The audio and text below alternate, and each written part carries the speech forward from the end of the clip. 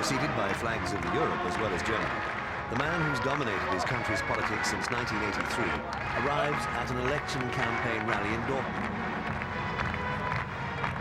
The progress appears presidential. Helmut Kohl is bidding for a fourth term as Chancellor of Europe's strongest country, and he exudes massive confidence that he'll win it by leading the Christian Democratic Union, or CDU, to victory at the polls on October the 16th. But the confidence is only skin deep. The appeal is for continuity. Kohl lacks charisma and is less popular than outsiders think, but he's there, solid, decisive, and a proven defender of German interests. In Heidelberg this summer, Kohl meets his close ally, French President Francois Mitterrand. The two are chief architects of the European Union, which Kohl believes Germany needs more than any other country. And on the world stage, courted in Bonn even by US President Bill Clinton. And yet Kohl worries and wastes no chance to denounce socialists for a move that could beat him, a deal with former East German communists. We want to get them to justify getting together with people who are linked to the deaths of thousands of people by the shoot-to-kill order, the war and barbed wire. It's a scandal for social democracy, a party with a great history, but they have sunk so low that a state premier has betrayed the party's principles. Little red socks are the popular symbol of the Party of Democratic Socialism, or PDS. Ironically, the CDU devised the symbol to stigmatize the party that shelters die-hard Stalinists. But people like the socks, so the PDS has adopted them. It's a clear sign of the confidence of a party which nationwide has only 4% support, but which a quirk in German electoral law could make kingmaker in the next parliament. Gregor Gysi, the colorful lawyer who's the party's figurehead in parliament, has recently again been accused of having been an informer for communist East Germany's notorious secret police, the Stasi. But it seems not to hurt him. Eastern Germans are said to be tired of so-called muckraking, and Gysi is optimistic about the election. Ich denke, dass die PDS gute Chancen hat, wieder einzuziehen in den Bundestag. Ich denke, es gibt auch eine Chance, die konservative Mehrheit zu brechen. In Berlin, early in October, celebrations for the 4th anniversary of German unification drew support from all 16 of Germany's constituent states, with Trabant, no longer in production, a souvenir of the former communist half of the country's reviving economy. Forcing the pace of unification in 1989 and 1990 made Kohl more popular in the East than in the West for a while. But unemployment has since made some 2 million people so-called losers of unity. And the CDU has been humiliated in several midterm polls, beaten even by the PDS in one.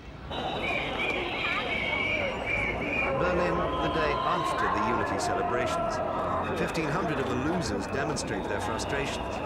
Kohl promised them flourishing landscapes, then shut down large segments of their uncompetitive manufacturing sector.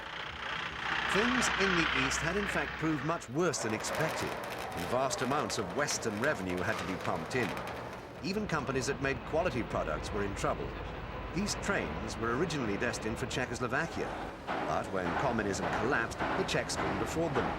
By 1991, the East's economy had contracted more than 30%, but Bonn's investment, $325 billion since reunion, is starting to pay off.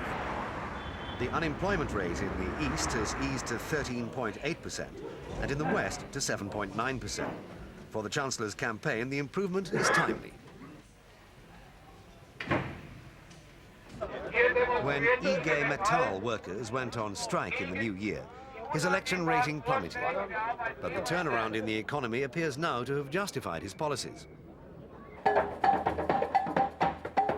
The jazzier style of Kohl's chief rival, the leader of the Social Democratic Party, the SPD, has won him few new friends.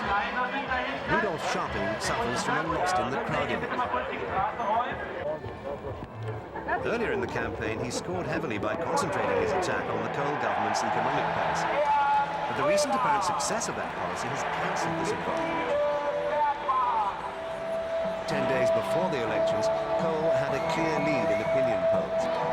Scharping's also been criticized for concentrating on the need for change without being specific, especially at a time when many Germans are looking for stability and an end to post-unity uncertainties.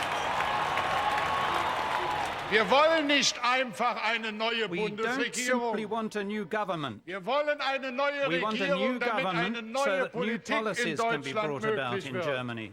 Wir wollen anfangen, wieder die We want to Menschen in start unserem Land taking our ernst people zu nehmen seriously und Schluss machen and an mit der end to the organised organisierten abuse of the Missachtung weakest der in our vielen Menschen, die society. schwächer sind in unserem Land.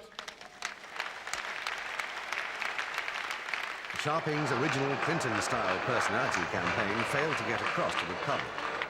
Recognizing this, he co-opted into a leadership troika his rival as head of the party, Gerhard Schröder on the left, and Oscar Lafontaine, a former candidate against Kohl.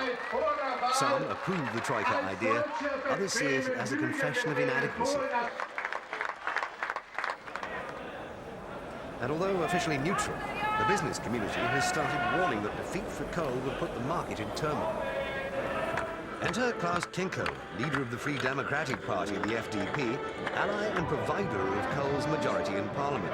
But the FDP is weaker by the day and could lose Kohl's majority. Kinkel is defiant. Germany needs the Liberals, and we'll be there. But 10 days before voting, Kinkel and his party took two new body blows. Corruption alleged against former party leader Hans-Dietrich Genscher, and another low poll rating.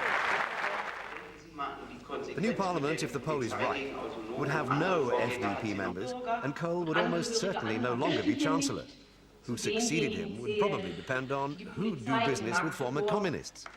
Germany's next election could be a watershed.